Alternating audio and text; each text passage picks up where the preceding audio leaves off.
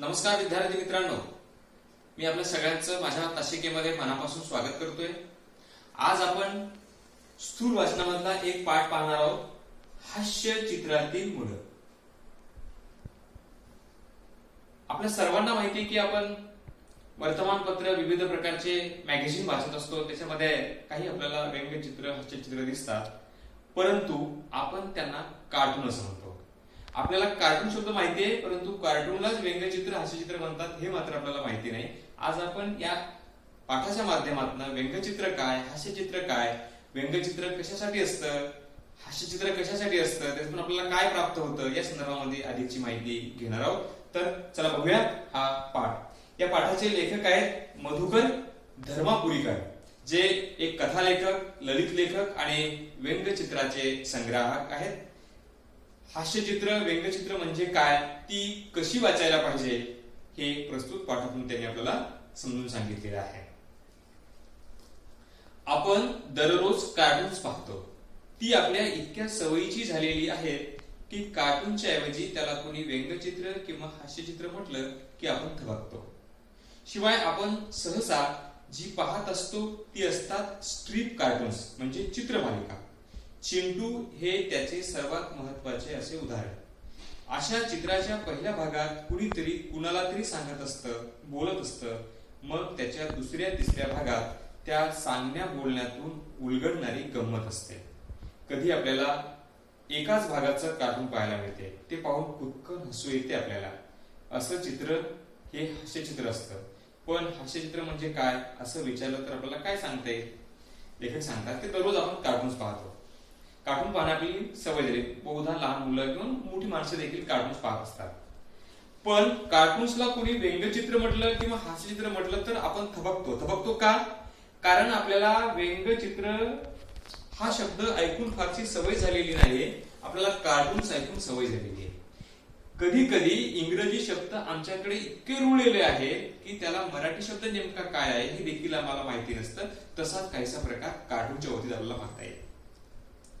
लेखक सांगतात की आपल्याकडे कार्टूनची जी मालिका असते त्याला आपण स्ट्रीप कार्टून्स म्हणजे चित्रमालिका, चित्रमालिकेत कसं असतात, 1 2 3 4 प्रकार चित्र असतात। या चित्रामध्ये पहिल्या दुसऱ्या भागात कोणीतरी दुसऱ्याला बोलायला असतं, सांगायला असतं, आणि शेवटच्या चित्रामध्ये आपल्याला नेमकं लक्षात येतं याच्यातून काय सांगायचं आणि मग आपल्याला हसू येतं। अशी मालिका।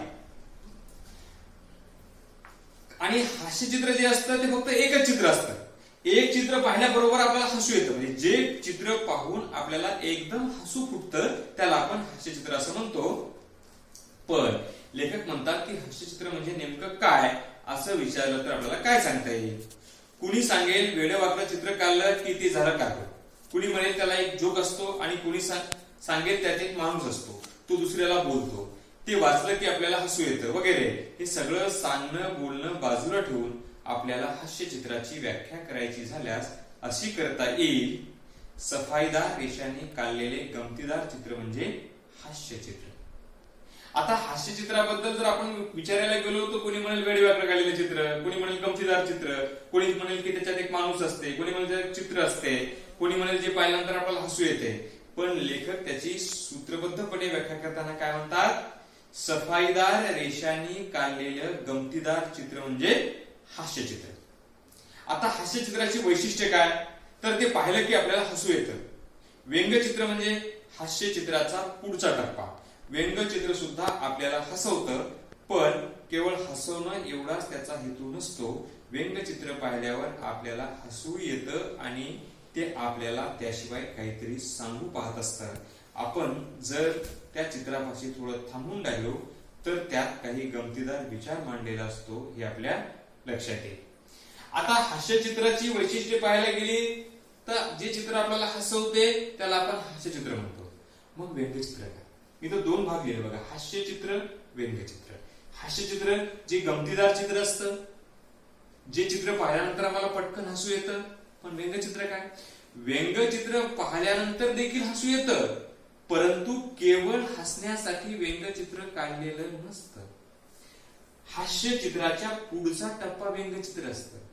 व्यंगचित्रातून आम्हाला काहीतरी संदेश असतो, आम्हाला काहीतरी सांगितलेलं असतं, आणि म्हणून हास्य चित्राचा पुढचा टप्पा व्यंगचित्र.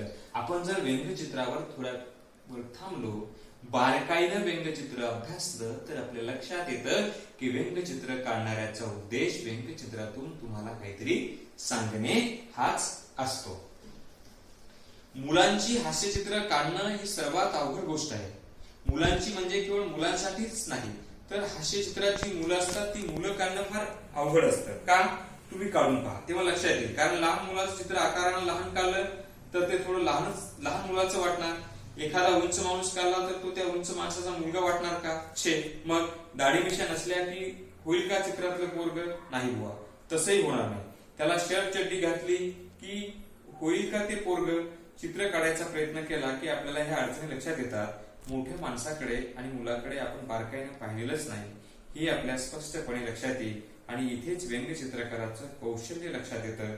मुलांसाठी विनोद करणं एक वेळ सोपं, पण व्यंगचित्रातलं मूल हे मुलासारखं दिसणं सर्वात कठीण. आता लेखक पुढे काय सांगतात की मुलांची हास्यचित्र काढणं तसं अतिशय अवघड गोष्ट आहे. आता मुलांची हास्यचित्र काढणं किंवा मुलांचं व्यंगचित्र काढणं अवघड एवढ्यासाठी कारण लहान मुलगा काढायचा तर नेमका कसा काढायचा?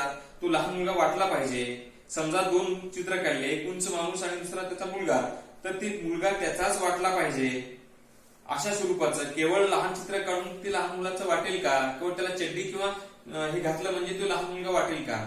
अशा अनेक गोष्टी आहेत. म्हणून तसं लेखक सांगतात की लहान मुलांचं व्यंगचित्र काढणं तसं अतिशय अवघड आणि कठीण काम आहे.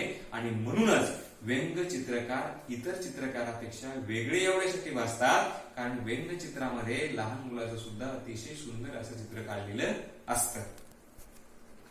आपण इथे वेगवेगळ्या व्यंगचित्रकारांनी आपल्याला व्यंगचित्रात हास्यचित्रात लहान मुलं कशी काढली आणि त्यांच्या बोलण्यातून वागण्यातून त्यांचं लहानपण कसं उमटलं आहे ते पाहूया. हास्यचित्र म्हटलं की आधी आठवण येते ती सी द फडणीस या ज्येष्ठ व्यंगचित्रकाराच्या चित्राची. शाळेतल्या 4वी-5वीच्या गणिताच्या पुस्तकात फडणीसाची हास्यचित्र होती. ती पाहताना गणिताचा भाऊ कमी झाला होता मुलांचा.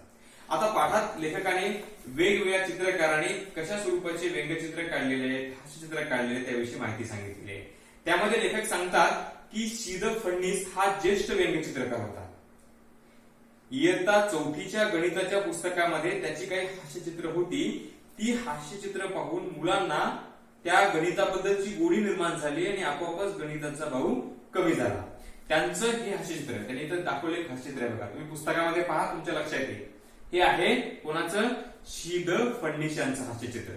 काय आहे बघा, त्यांचं हे हास्यचित्र पहा. जाड रेषाने खरं म्हणजे मोठी माणसं काढता येतात असा आपला समज. मात्र या चित्रात फ्रॉक घातलेली ही मुलगी लहान बाळाला दूध पाजावे तशी लहानग्या रोट्याला पाणी घालते आहे, तेही किती काळजीने दुधाच्या बाटलीने. या व्यंगचित्रामध्ये फडणीसाने चित्र काढले. एक मुलगी आहे छोटीशी, तिने फ्रॉक घातलेला आहे, तिच्या हातात एक बॉटल आहे आणि ती बॉटलनं जसं लहान लेकराला बॉटलनं दूध पाजतात थेंब थेंब थेंब, तशा पद्धतीने ती झाडाला पाणी घालते असे एक सुंदर चित्र आहे.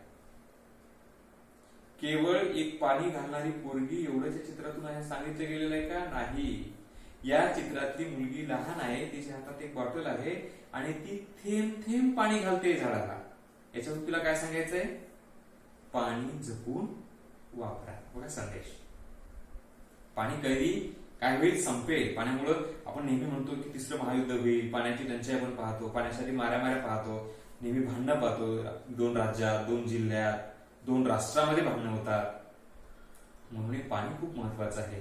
तेव्हा हे पाणी अतिशय जपून वापरावं असं या चित्रातनं फडणीसाला सांगायचं आहे.